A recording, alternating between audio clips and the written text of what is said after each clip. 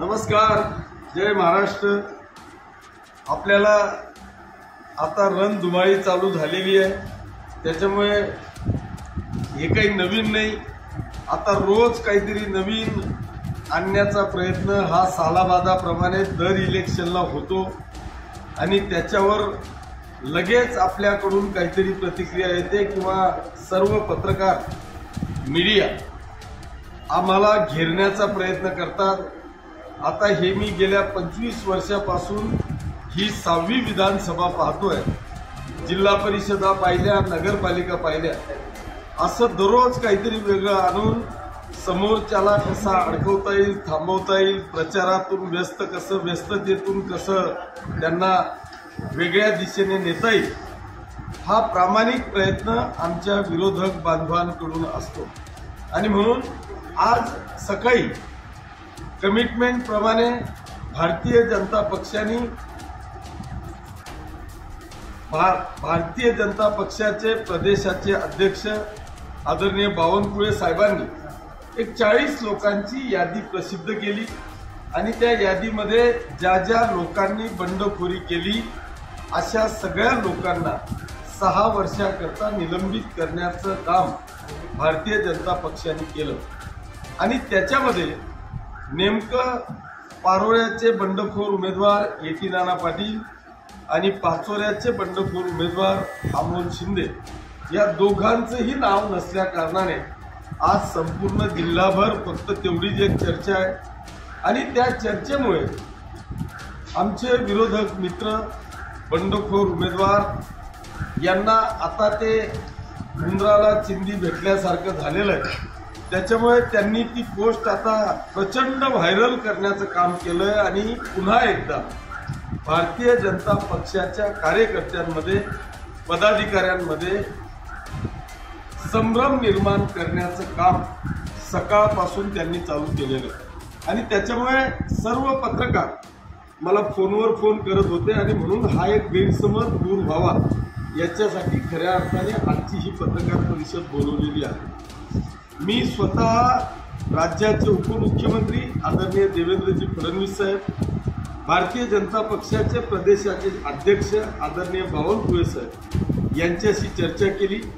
जर तुम्ही ते 40च्या 40 उमेदवारांची यादी की ज्यांना बंडखोर म्हणून त्यांनी घोषित केल्यानंतर त्यांना निलंबित करण्याचा निर्णय घेतला, असे 40च्या 40 उमेदवार हे भारतीय जनता पक्षाच्या विरोधात, म्हणजे जिथे भारतीय जनता पक्षाचा उमेदवार आहे अशा ठिकाणी ज्या लोकांनी उमेदवारी अर्ज दाखल केलेला होता किंवा बंडखोरी केलेली होती अशा लोकांना त्यांनी निलंबित केलेलं आहे। आता ज्या मित्र पक्षांच्या विरोधात भारतीय जनता पक्षाचे बंडखोर उमेदवार आहेत अशा लोकांचे त्यांनी तात्काळ पक्षाच्या पदाचे राजीनामे मागवलेले होते, ते त्यांनी स्वीकारले आणि ते मंजूरही केले। ते मंजूर केल्यामुळे त्यांना निलंबित करण्याचा प्रश्न येत नाही, कारण ऑलरेडी त्यांना पदावरून हटवलेला आहे, त्यांचा राजीनामा मागवलेला आहे आणि तो राजीनामा त्यांनी मंजूर केलेला असल्यामुळे हा जो काही गैरसमज पसरवण्याचं काम आमचे विरोधक मित्र बंडखोर अमोल शिंदे हे पसरवण्याचं जे काम करतायत हे चुकीचं आहे। हा संभ्रम निर्माण करण्याचा केविलवाणा प्रयत्न आहे। परंतु आता राज्यामध्ये ही जी युती आहे ही इतकी अभेद्य आहे की इथे आपल्या सगळ्यांच्या माहितीकरता सांगतो की या महाराष्ट्राच्या इलेक्शनमध्ये थेट या राज्यात या देशाचे पंतप्रधान आदरणीय मोदी साहेब, भारतीय जनता पक्षाचे देशाचे नेते आदरणीय अमितजी शहा साहेब यांनी दोघांनी लक्ष घातल्यामुळे आता हा मतदारसंघ शिवसेनेचा असताना सुद्धा भारतीय जनता पक्षाचे गुजरातचे उपमहापौर यांना निरीक्षक म्हणून दिलेला आहे। ते स्वतः या मतदारसंघावर निगराणी ठेवून आहेत। इथे उद्या भारतीय जनता पक्षाचे खासदार की ज्यांच्यावर पूर्ण जिल्ह्याच्या 11 विधानसभेच्या उमेदवारांची जबाबदारी दिलेली आहे, असे उद्या ते खासदार साहेब येत आहेत। आता ज्यांच्यावर विधानसभेची जबाबदारी आहे ते उपमहापौर येऊन मला भेटून गेले। त्यांचं नाव परिमल सिंग गोहल असं आहे आणि ते येऊन गेल्याच्या नंतर त्यांनी मला सांगितलं की आपण काळजी करण्याची आवश्यकता नाही। त्यांच्या समोरच मी आदरणीय बावनकुळे साहेबांशी बोललेलो आहे। त्याच्यामुळे आपण हा जो काही केविलवाना प्रयत्न आमचे विरोधक मित्र करतायत, हा भारतीय जनता पक्षाचा कार्यकर्ता आहे, हा विचारवंत कार्यकर्ता आहे। या अशा फसवणूक करणाऱ्या लोकांपासून तो 100% सावध झालेला आहे। मागच्या काळात त्यांनी अशाच पद्धतीचे चुकीचे संदेश देऊन त्या लोकांमध्ये संभ्रम करण्याचा प्रयत्न केला, मतदारांमध्ये संभ्रम निर्माण करण्याचा प्रयत्न केला। परंतु आता हा संभ्रम माझ्या माहितीप्रमाणे महाराष्ट्रात कुठेही नाही। ही युती अभेद्य आहे आणि ही अभेद्य असल्या कारणाने शिवसेना, भाजप, राष्ट्रवादी आणि आरपीआयचे सर्व नेते या सगळ्या घडामोडींवर लक्ष ठेवून आहेत। त्याच्यामुळे हा असा कितीही नरेटिव्ह सेट करण्याचा प्रयत्न आमच्या विरोधकांनी केला तरी मित्र पक्षाच्या कुठल्याही कार्यकर्त्यावर, कुठल्याही मतदार बांधवावर याचा परिणाम होणार नाही, एवढी खात्री मला या निमित्तानं द्यावीशी वाटते। आप्पा, काही भाजपची मंडळी आहे ती अजूनही काम करते अमोलदादा शिंदेसोबत, तर भाजपची जी आपली कार्यकारिणी आहे जळगावची तुझा पाचोऱ्याची, ते पत्रकार परिषद घेतील का या विषयावर?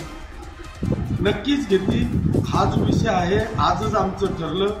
उद्या मी तुम्हाला सांगितलं की खासदार साहेब ज्यांच्याकडे पूर्ण जिल्ह्याची जबाबदारी आहे, ते या विधानसभेची ज्यांच्यावर परिमल सिंग यांच्यावर जबाबदारी आहे, ते उद्या जाऊन त्या खासदार साहेबांची भेट घेऊन पूर्ण जिल्ह्याची परिस्थिती ते जाणून घेऊन स्वतः पत्रकार परिषद घेऊन परवाच्या दिवशी ओरिजिनल भाजपच्या कार्यकर्त्यांचा मेळावा आपण ठेवलेला आहे। आता तुम्ही ज्याला भाजप म्हणतात ते मुळात भाजप नाही। ज्या पद्धतीने करण पवारच्या माध्यमातून पारोळ्याला लोकसभेच्या वेळेत झालं, त्यांच्यावर जबाबदारी टाकली गेली।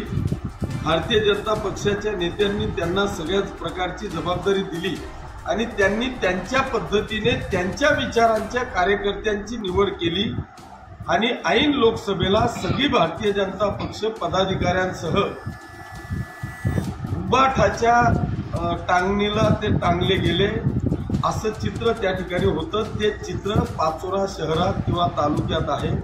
इथे ओरिजिनल भाजप त्या बंडखोर उमेदवाराबरोबर एकही नाही। त्याच्यावर त्यांनी भारतीय जनता पक्षाच्या नेत्यांची फसवणूक केलेली आहे, त्यांची दिशाभूल केलेली आहे आणि स्वतःच्या मर्जीतले पदाधिकारी त्या ठिकाणी नेमलेले आहेत। उद्या त्यांच्यावर काही कारवाई झाली तर त्यांना फरक पडत नाही, कारण ते बंडखोर उमेदवाराचे कार्यकर्ते आहेत। असा विचारवादी वाला एकही कार्यकर्ता त्यांच्या सोबत नाही। ओरिजिनल भाजप ह्या युती सोबतच आहे। खासदार त्यानंतर मधु घाटे प्रचाराला, त्याबद्दल काय बोलायला? निश्चितपणे मी आपल्याला तेच सांगितलं की ओरिजिनल भाजप जे आहे ते आमच्या सोबत प्रामाणिकपणे काम करत आहे। स्मिताताई वाघ स्वतः पाचोरा तालुक्यात येऊन पिंपळगावला माझ्या प्रचाराचं नारळ त्यांनी फोडलेलं आहे। हजारो लोकांच्या रॅलीमध्ये आम्ही प्रचाराचा नारळ फोडला आणि पिंपळगाव शहराचा प्रत्येक कानाकोपरा स्वतः खासदार ताई फिरल्या। जर असं असतं तर त्या मला सांगू शकल्या असत्या, काहीही कारण सांगू शकल्या असत्या आणि त्यांनी येणं टाळलं असतं। पण भारतीय जनता पक्ष एक विचारांनी चालणारा तो पक्ष आहे, आदेशांनी चालणारा तो पक्ष आहे। त्यांना वरून आदेश आला आणि आदेशाचं पालन करत आपल्या लोकसभेच्या खासदार आदरणीय स्मिताताई वाघ यांच्या शुभ हस्ते आम्ही प्रचाराचं नारळ फोडलेलं आहे। निष्ठावान सर्व भाजपचे कार्यकर्ते तुमच्यासोबत आहेत? निश्चित निष्ठावान जेवढे भाजपचे कार्यकर्ते आहेत ते 100% माझ्या सोबत आहेत। ज्यांच्या घोंगड्या गुत्त्या आहेत ते बंडखोरासोबत। त्यांची जी एक यादी जाहीर झाली पहिली, त्याच्यात बंडखोर जे आपण म्हणताय त्यांचं नाव नाहीये, मग ते नाव त्यात यावं किंवा दुसऱ्या यादीत त्यांचं नाव येऊन त्यांना त्या ठिकाणून निलंबित किंवा जे काही असेल कारवाई करण्यात येईल असं आपलं म्हणणं आहे. तर ते होणार आहे का पुढे भविष्यात? मी आपल्याला तेच सांगितलं की त्यांची जी यादी 40 लोकांची आपण पाहिली, ती 40 लोकांची यादी ही जे भारतीय जनता पक्षाचे उमेदवार आहेत त्यांच्या विरुद्ध पक्षाच्याच उमेदवारांनी बंडखोरी केली, त्यांनी 6 वर्षाकरता निलंबित केलेल्याची ती यादी आहे. त्याच्यात शिवसेना किंवा राष्ट्रवादीच्या विरोधात ज्यांनी बंडखोरी केली आहे त्यांचे ते नावं नाहीत. त्यांनी ऑलरेडी त्यांचे सगळ्यांचे राजीनामे मागवले आणि ते मंजूर केलेले आहेत. मला आज रात्रीतून त्यांचा मंजूर केलेला राजीनाम्याचं पत्र प्रदेश अध्यक्ष बावनकुळे साहेब पाठवतील असं त्यांनी मला शब्द दिले.